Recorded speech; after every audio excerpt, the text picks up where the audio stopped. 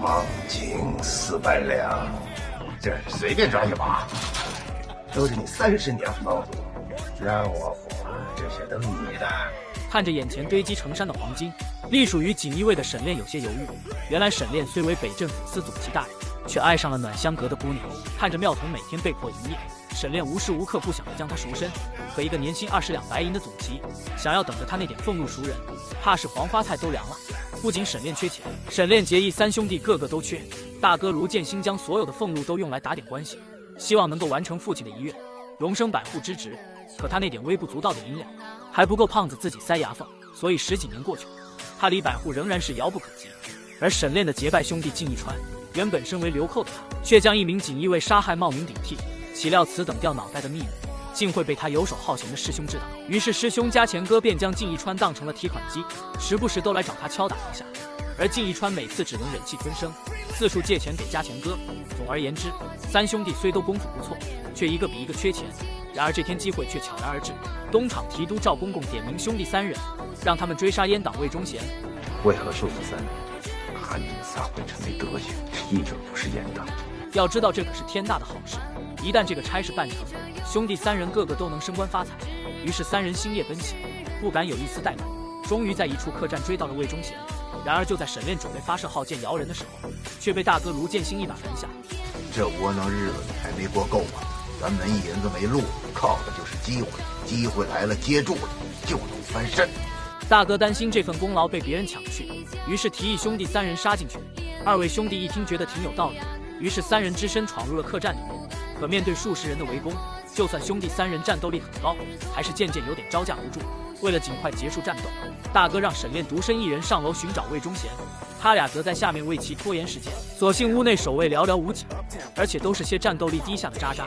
沈炼几刀下去便给他们送上盒饭。解决完最后一名守卫时，屋里就只剩下了魏忠贤和一个书童。然而当沈炼提着刀来到魏忠贤面前的时候，他却没有丝毫害怕。为什么？因为他有钱，就连他手中的筛子都是纯金的。我魏忠贤8年来大权在握，如今输到3个别的女生钱我有的是。西北太快，辽东又有皇太极，皇上缺的是军饷，我的钱就是军饷，拿不到我的钱，你们要怎么交差呀？话音未落，魏忠贤便一把掀开了桌布，看着满桌的黄金和银票，此刻的沈炼心动了。这随便抓一把，都是你30年俸禄，让我活，这些都你的。可他也不敢随便拿这笔钱，因为这事一旦被查出来，他们3兄弟将必死无疑。正当沈炼难以拿定主意的时候，一旁的书童却突然亮出暗器，径直刺向了魏忠贤。所幸沈炼一把将其推开，这才没让书童得逞。看着眼前的书童，沈炼决定赌上一把。此刻楼下的大哥与3弟已被对方团团围住，2人明显已经精疲力尽。魏延已死，尔等还不束手就擒！看着扔在地上的腰牌，护卫们纷纷放弃了抵抗。次日，兄弟3人带回魏忠贤的尸体交差，可打开棺材却让大伙傻了眼，里面是一具烧焦的尸体，根本无法辨别是不是魏延本人。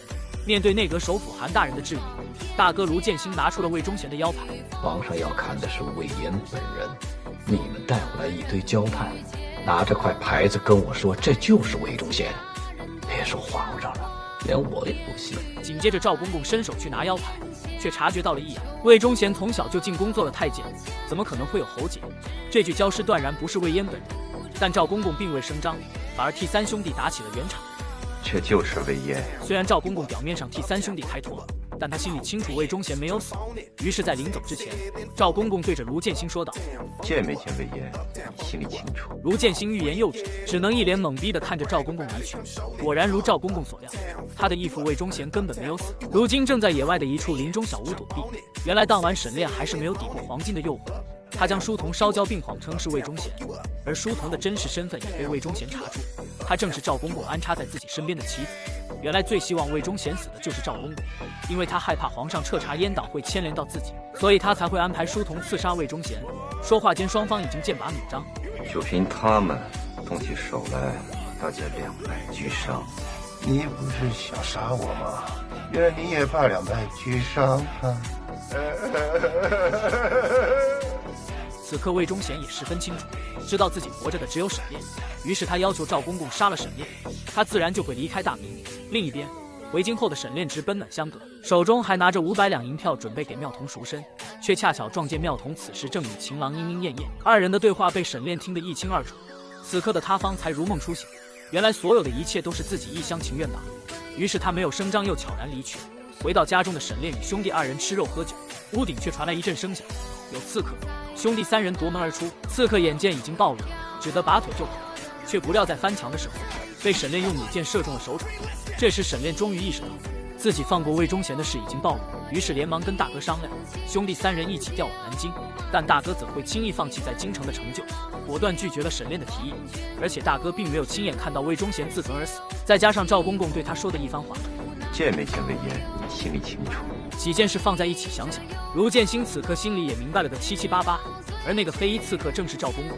眼见刺杀行动失败，赵公公又想了一个办法，杀人务必要不露痕迹。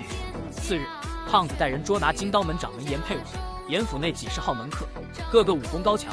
赵公公正是想要借金刀门的手除掉兄弟3人，于是胖子来到严府后，硬是等了2炷香都还没有冲进去，还在一旁假惺惺地问道：“谁愿意进去拿人啊？”说着话，眼睛还不停地瞄着3兄弟。沈炼觉得此事有猫腻，于是提醒大哥千万不要出头。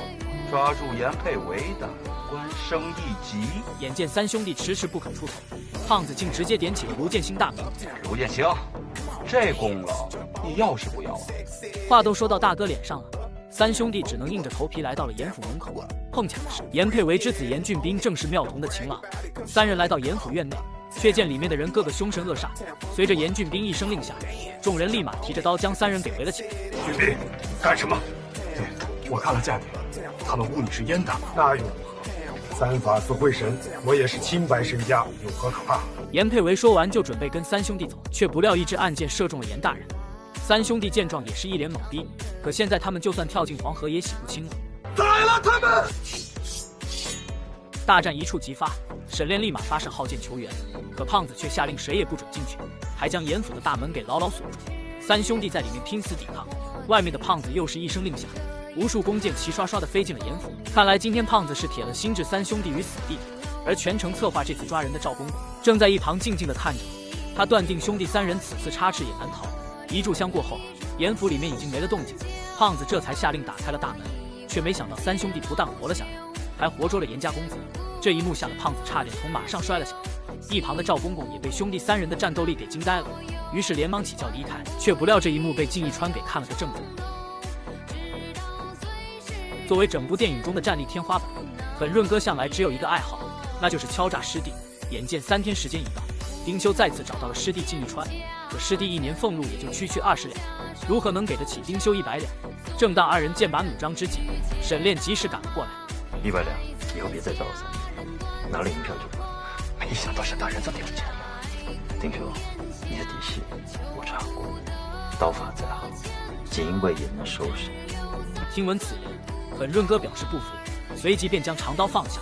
双方大战一触即发，所幸一队巡逻的官兵路过，这才避免了双方的打斗。另一边，内阁首辅韩大人设下晚宴，为3兄弟捉拿阉党庆功。卢建兴也终于当上了梦寐以求的宝。可这时赵公公的一番话却让卢建兴一头雾水。各位说好笑不好笑？卢大人其实心里着急的厉害，他今天还给张英百户300两银子，方便上下活动，简直是多此一举嘛！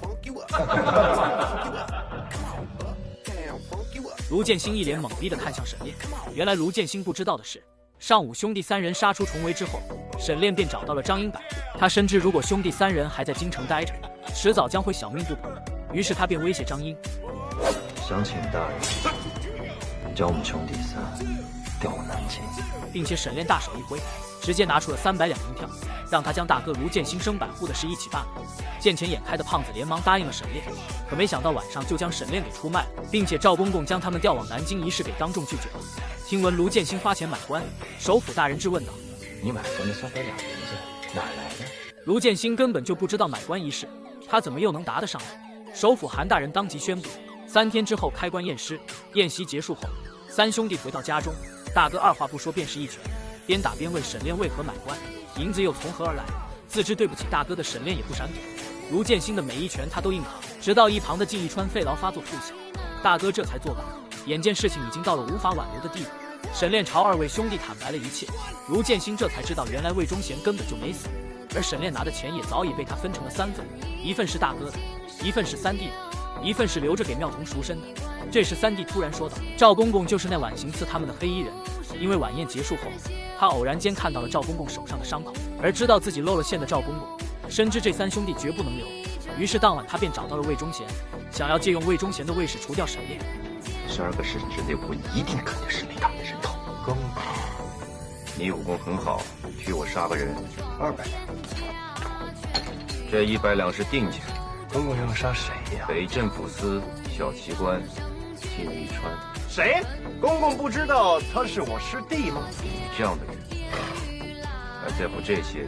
公公你误会了，这个人可是我的挚爱亲朋，手足兄弟啊，得加钱。10年戏子无人问，一朝加钱天下知。此人正是绣春刀战力天花板加钱居士。原来赵公公是阉党的事实，在靳一川面前露了馅。为了防止事情败露，他只想尽快将3兄弟给除掉，所以他便花重金聘请狠润哥刺杀靳一川。而沈炼与兄弟2人坦白了一切，3兄弟自知大难临头，所以约定次日天黑前出城。第2天，靳一川找到了医馆姑娘，向其做了最后的告别。回到家中，却恰巧看到了妙童来找沈炼。原来妙童得知严公子被抓，便来求沈炼想办法救人，让沈炼救自己的情敌。沈炼当然不愿意，可看着心爱的女人哭得梨花带雨，沈炼还是动了恻隐之心。他偷偷来到了赵府，但是严公子此刻受尽了折磨，而且双目已经失明，明显快要领盒饭了。而严公子也自知命不久矣，所以便让沈炼给自己一个痛快。完事后，沈炼立马赶往了暖香阁，想带妙童离开京城。可听闻严公子已不在人世，妙童这才说出了实情。原来他之所以一直对沈炼刻意保持距离，就是因为当初将自家满门抄斩的正是沈炼，将12岁的他送进暖香阁的也是沈炼，真是造化弄人。明白实情的沈炼一时间也不知该如何是好。回想起之前自己每次来见妙童，还特意换掉了自己的飞鱼服，不过也是多此一举罢了。然而正当2人沉默之时，突然2支暗箭从窗外飞入，沈炼立马抱着妙童躲过去，而后一把火便将窗外的刺客击退。然而还未等沈炼回过神来，4名杀手又立刻围了上来。沈炼来不及多想，举起自己的绣春刀便冲了上去，但这些贼人一手持枪，一手持盾，一时间打得沈炼也是难以招架。但很快沈炼也将他们的招数摸透，随着沈炼手起刀落，4名杀手被悉数放倒。然而还未等沈炼带着妙童离去，赵公公竟手持长枪亲自找到了沈炼。你为何不杀魏忠贤？乔山，我看你是求死。公公，你要挟我，那又怎样？只要杀了你们3个人，明早启程我还是东厂去。话音未落，沈炼便冲向了赵公公。赵公公立马举起长枪迎战。不得不说，赵公公的武艺也是十分高强，一时间打得沈炼只能连连后退。随后赵公公亮出自己的银枪利刃，朝着沈炼挥舞着刺去。在赵公公长枪的步步紧逼下，沈炼只得不断躲闪，眼见伤不到沈炼分毫，赵公公竟把枪尖对准了一旁的妙童。危急时刻，沈炼闪身为妙童挡下了一枪，所幸此枪并未致命。而后沈炼将赵公公从楼梯上一把推了下去，但沈炼不知道的是，此时自己的3弟也被其师兄给盯上了。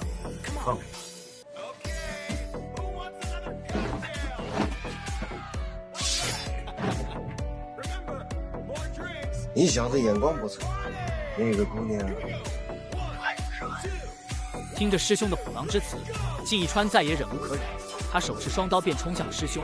可师兄狠润哥作为战力天花板，他又怎么能是其对手？只见丁修不费吹灰之力，便将靳一川打得连连后退。再加上一川身患肺痨，所以没过几招下来，他便被师兄打倒在地。可真当师兄将长刀抵在一川胸口，准备就此了结一川性命时，丁修却犹豫了。可真要是杀了你，从今往后这世上就只剩我一个人了。然而正在这时，屋顶却出现了2名刺客，手持2杆火枪。